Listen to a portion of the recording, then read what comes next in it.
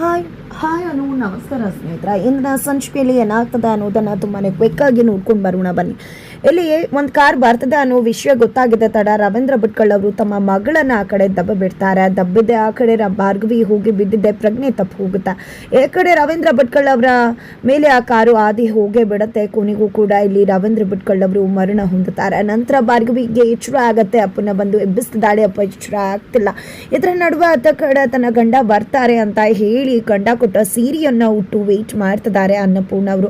ಅದೇ ಟೈಮ್ಗೆ ಅರ್ಜುನ್ ಬಂದಿದೆ. ಭಾರ್ಗವಿ ಮತ್ತೆ ಅರ್ಜುನ್ ಸೇರಿ ಮಾಂಗಲ್ಯ ಸರ್ವನ್ನ ಗಿಫ್ಟ್ ಮಾಡ್ತಾರೆ. ಮಾವನೇ ಇದನ್ನ ಸೆಲೆಕ್ಟ್ ಮಾಡಿರೋದು, ನಾಳೆ ಮಾವ ಇದನ್ನೇ ಹಾಕ್ತಾರೆ ನಿಮ್ಗೆ ಅಂತ ಕೂಡ ಹೇಳ್ತಾರೆ. ತನ್ನ ಗಂಡ ತನ್ನನ್ನ ಎಷ್ಟು ಪ್ರೀತಿ ಮಾಡ್ತಾರೆ, ಇಷ್ಟು ದಿನ ಬೇಕಾಯ್ತು ಅವರ ಪ್ರೀತಿಯನ್ನ ಹೇಳ್ಕೊಳ್ಳೋದಕ್ಕೆ ಅಂತ ಹೇಳಿ ಅನ್ನಪೂರ್ಣ ಅವರು ದೇವ್ರ ಮುಂದೆ ಕೂತು ಮಾತನಾಡ್ತಿರ್ತಾರೆ. ಜೊತೆಗೆ ಇದೇ ಖುಷಿ ಸಂಭ್ರಮ ಎಂದು ಕೂಡ ಇಲ್ಲಿ ಅಂತ ದೇವ್ರ ಹತ್ರ ಬೇಡ್ಕೋತಾರೆ. ಆದ್ರೆ ದೀಪ ಹಾರಿ ಹೋಗುತ್ತೆ, ಅದು ಅವ್ರಿಗೆ ಗೊತ್ತಾಗೋದೇ ಇಲ್ಲ.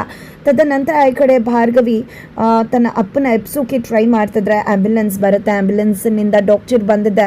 ರವೀಂದ್ರ ಭಟ್ಕಳ್ ಅವರ ಹೃದಯ ಮತ್ತೆ ಕೆಲಸ ಮಾಡೋ ರೀತಿ ಟ್ರೈ ಮಾಡ್ತಿದ್ದಾರೆ. ಬಟ್ ರವೀಂದ್ರ ಭಟ್ಕಳ್ ಅವರು ಯಾವುದೇ ರೀತಿಯಲ್ಲೂ ಕೂಡ ಸ್ಪಂದಿಸ್ತಿಲ್ಲ. ಒಂದು 2 ಬಾರಿ ಹಾಗೆ ಮೇಲೆ ಕೆಳಗಡೆ ಆಗತ್ತೆ. ಬಟ್ ಕೊನೆಗೆ ರವೀಂದ್ರ ಭಟ್ಕಳ್ ಅವರು ಇನ್ನಿಲ್ಲ ಅಂತ ಹೇಳಿ ಡಾಕ್ಟರ್ ಡಿಕ್ಲೇರ್ ಮಾಡೇ ಬಿಡ್ತಾರೆ. ನಿಜಕ್ಕೂ ಆಘಾತವನ್ನು ಸಹಿಸ್ಕೊಳ್ಳೋಕ್ಕಾಗ್ತಿಲ್ಲ ಭಾರ್ಗವಿಗೆ, ಚೀರಾಡ್ತಿದ್ದಾಳೆ. ಅತ್ತ ಕಡೆ JP ಪಾಟೀಲ್ ಹೋಗಿ ಭಾರ್ಗವಿ ರವೀಂದ್ರ ಇಂದ ಪದೇ ಪದೇ ಸೋಲನ್ನು ಅನುಭವಿಸ್ತಿರುವುದನ್ನು ಸಹಿಸ್ಕೊಳ್ಳೋಕೆ ನನ್ನಿಂದ ಆಗ್ತಿಲ್ಲ ಅಂತ ಸಂಕಟ ಪಡ್ತಿದ್ದಾರೆ. ಅದಕ್ಕೆ ಇಲ್ಲಿ ನಿರ್ಮಲಾ ಪಾಟೀಲ್ ಅವರು ಗಂಡನ ಸಮಾಧಾನ ಮಾಡ್ತಾರೆ. ಇದೆಲ್ಲ ಭಾರ್ಗವಿ ಪಿತೂರಿ ಅಂತಾರೆ.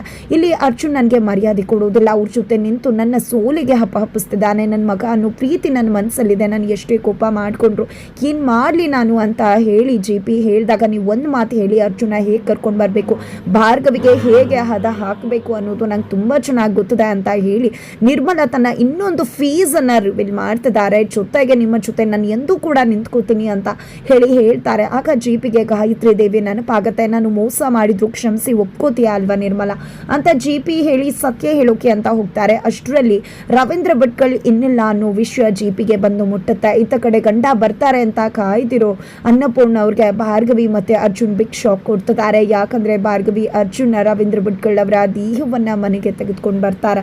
ಅದನ್ನ ನೋಡಿದ್ದೆ ಅನ್ನಪೂರ್ಣ ಕುಸಿದು ಹೋಗ್ತಾರೆ. ಹಾಗಾದ್ರೆ ಏನಾಗುತ್ತೆ ಮುಂದೆ ತಿಳ್ಕೋಬೇಕು ಅಂದ್ರೆ ಮುಂದಿನ ವಿಡಿಯೋಗೆ ವೇಟ್ ಮಾಡುವುದನ್ನು ಮರಿ.